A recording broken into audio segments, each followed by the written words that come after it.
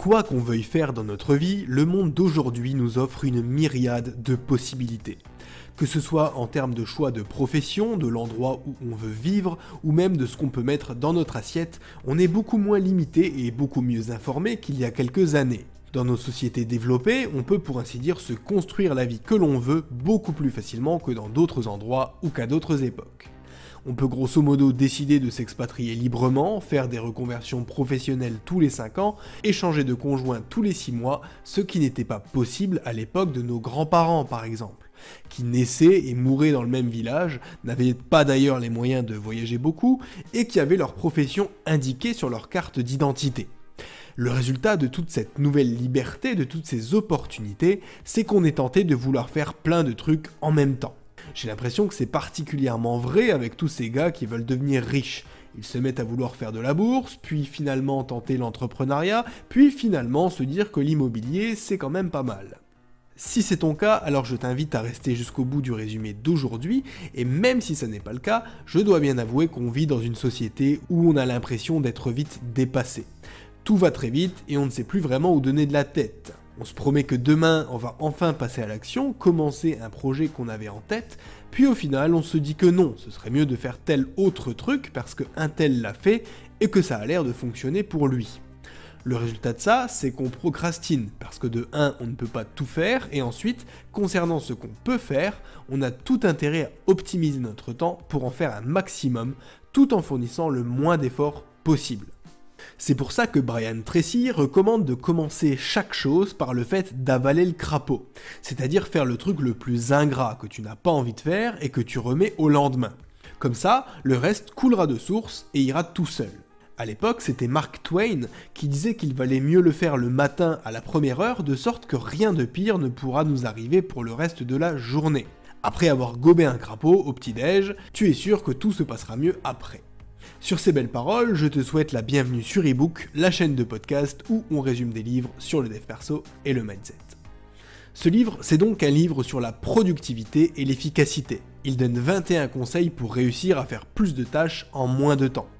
Par souci de simplicité, on va en tirer 3 grandes idées que je trouve vraiment importantes. Si tu trouves que c'est trop peu et que le thème de la productivité t'intéresse, tu peux tout à fait, à la fin de cet épisode, écouter mes résumés de The One Thing ou encore du principe 80-20. Ils pourront t'aider aussi. Mais alors, qui est l'auteur pour nous parler de ça ? Qui est-il pour nous apprendre comment être plus productif ? Brian Tracy, c'est un type qui est né au Canada et qui, avec le temps, est devenu expert en optimisation et en efficacité personnelle. Il a fait beaucoup de recherches appliquées sur le sujet et je dirais même qu'il est sacrément nerveux dans ce domaine puisqu'il a écrit plus de 70 livres dans toute sa carrière. Au premier abord, ça peut paraître un peu bizarre de théoriser la productivité, mais ça a en fait toute son importance à une époque où on confond être productif et se surmener, ou alors qu'on analyse l'efficacité à travers le prisme de quelqu'un d'autre. Être productif, ça n'est pas vivre en Californie et se faire passer pour un demi-dieu parce qu'on se lève à 4h du matin tous les jours pour faire 2 heures de sport. Ça n'est pas non plus être un web entrepreneur le jour et un crypto-investisseur la nuit. Être productif, c'est simplement générer les résultats que nous, on veut et réussir à mieux s'organiser pour atteindre ses objectifs à une vitesse raisonnable. Dans ce résumé, on va voir d'abord pourquoi c'est très important que tu cherches à être productif et à optimiser ton temps. Ensuite, on va voir comment tu vas pouvoir bien définir ce qui est important pour toi, pour avoir une vision claire de ce que tu veux. Et enfin, on va voir comment tu vas pouvoir réaliser tes objectifs sans te mettre trop de pression et en y allant pas à pas, étape par étape. Donc, idée numéro 1, pourquoi chercher à être plus productif, à optimiser son temps, se mettre à jour, pourquoi chercher à bouger finalement ? Être productif, encore une fois, c'est quelque chose de personnel et ça doit avoir du sens pour nous, pour contribuer à notre bonheur. Parce qu'en effet, être productif, passer à l'action, ça rend heureux. Quelqu'un qui passe sa journée sur le canapé à attendre que ça se passe ne peut pas être heureux. Il aura du plaisir à court terme, mais rien qui soit durable. Ne sont heureuses que les personnes qui font des projets, qui saisissent des opportunités et qui font ce qu'elles peuvent pour s'en sortir. Et je ne te parle même pas forcément de gros projets, mais par exemple, quand on enlève un truc qu'on avait à faire de notre to-do list, c'est un soulagement, tandis que quand ça n'avance pas, c'est pesant. Parce qu'on est fait comme ça, on est des êtres d'action. Et en effet, on est dans une société où tout va vite et on ne peut juste pas se permettre d'être à la traîne. C'est pour ça qu'il ne faut pas avoir peur d'y aller et d'essayer des trucs. Encore une fois, on a tendance à davantage regretter ce qu'on n'a pas fait plutôt que ce qu'on a fait. La plupart des personnes à qui tu poses la question te diront que si elles devaient tout recommencer, elles referaient exactement la même chose, sauf qu'elles le feraient plus tôt, qu'elles commenceraient avant. Parce que vouloir prendre du temps pour soi, réfléchir aux risques, se former pour s'y préparer, c'est très bien, et c'est même essentiel. Mais le plus gros, on l'apprend sur le terrain. C'est pour ça qu'il te faut agir et personne ne pourra le faire à ta place. C'est seulement en prenant des risques que tu vas pouvoir transformer ta vie. Rappelle-toi que le plus dur, c'est de lancer la machine, de faire le premier pas. C'est comme l'exemple de la fusée qu'on avait déjà pris dans un résumé précédent, je ne sais plus lequel, et qui nous disait que la fusée consomme la plus grosse partie de son carburant au décollage, mais qu'une fois en orbite, elle ne demandait plus beaucoup d'énergie. Si tu n'es pas convaincu par tout ce que je viens de dire, ou encore que tu sais avoir une aversion particulière pour le risque, alors je ne peux que t'inviter à écouter mon résumé du livre Trembler mais oser, pour lequel je te mets un lien quelque part sur cet écran. Idée numéro 2, avoir une vision claire de ce qu'on veut faire, de là où on veut aller. Et oui, quand on veut faire 5 trucs en même temps, ça ne peut pas fonctionner. Tu ne vas pas savoir par où commencer, et forcément tu vas finir par procrastiner et ne rien faire. Il y a une image que je voudrais que tu gardes en tête. C'est celle des gars qui vont à la salle de sport. Avant même de franchir le portique du Basic Fit le plus proche, ils ont un programme, ils savent exactement ce qu'ils vont travailler, combien de répétitions ils vont faire, et ils n'arrêtent pas tant que leur programme n'est pas terminé.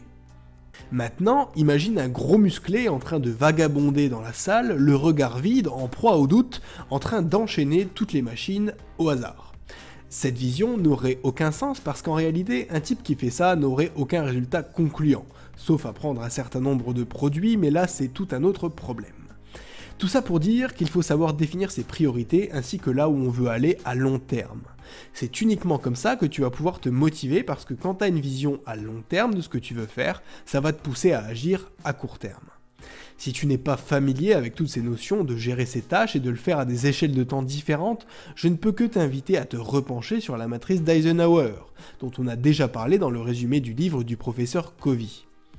Parce qu'elle va t'aider à faire la peau à ton plus gros ennemi, celui-là même dont on a parlé plus haut, la procrastination.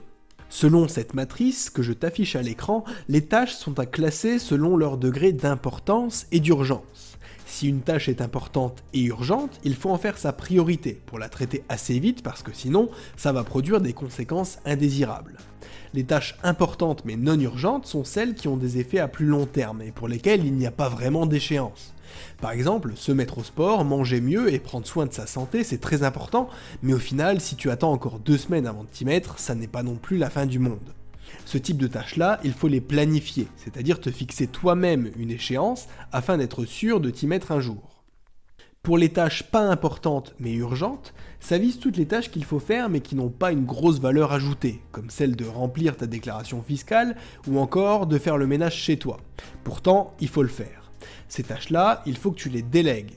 Donc dans notre exemple, à un comptable ou à une femme de ménage. En plus, ce sont des frais que tu peux en général déduire de ton revenu imposable, tu n'aurais donc aucune raison de t'en priver. Pour le reste, pas important et pas urgent, ça vise toutes les tâches superflues et donc tu devrais les supprimer complètement.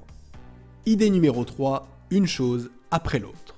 Maintenant que tu sais que c'est important de faire des trucs et d'avoir une vision claire des trucs que tu veux faire, fais les choses step by step pour éviter de te surmener. Comme dit avant, vouloir faire 5 choses en même temps, ça ne sert à rien et c'est même contre-productif. Quand tu as une grosse tâche à accomplir, ça n'est jamais très motivant justement parce que tu la visualises en entier, dans sa globalité, alors que ce serait mieux de découper le truc en plus petits morceaux. Dans l'exemple du livre, avaler un crapaud, ça paraît compliqué. Déjà, la bête est grosse, mais en plus elle est vilaine et pas franchement appétissante. Le secret, c'est de ne pas visualiser que le résultat final, mais aussi le chemin. La plupart des gens auront tendance à se précipiter et à vouloir gober le crapaud tout cru. En réalité, tu vas pouvoir commencer par le faire cuire, puis le découper, puis manger une cuisse, puis une autre, jusqu'à terminer l'animal.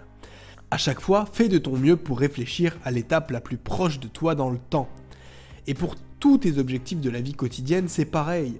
Beaucoup font l'erreur de commencer par la fin. Ils visualisent le crapaud dans leur estomac et ça les empêche de mettre le focus sur les étapes qu'il y a avant. Combien de fois est-ce que j'ai entendu des gens dire qu'ils voulaient créer une SCI avec leur copine ou un de leurs potes alors qu'aux dernières nouvelles, ils n'avaient toujours pas visité un seul appartement. En gros, ils ont réfléchi à leur statut juridique et fiscal avant même d'avoir prospecté sur ce qui fait la raison d'exister d'une SCI, c'est-à-dire l'immobilier. Donc en résumé, on évite de vouloir aller trop vite. N'oublie pas que le vrai succès se mesure à 80% par le parcours et à 20% par l'arrivée. N'oublie pas non plus que les bonnes choses prennent du temps. Et même quand elles sont en place, elles ne produisent pas de résultats tout de suite. Donc, patience. Voilà, c'est tout pour cet épisode, j'espère qu'il t'aura plu. Si c'est le cas, tu connais la chanson. Tu likes, tu partages et surtout tu t'abonnes. Je te dis à bientôt pour un nouveau résumé. C'était ebook. Ciao ciao.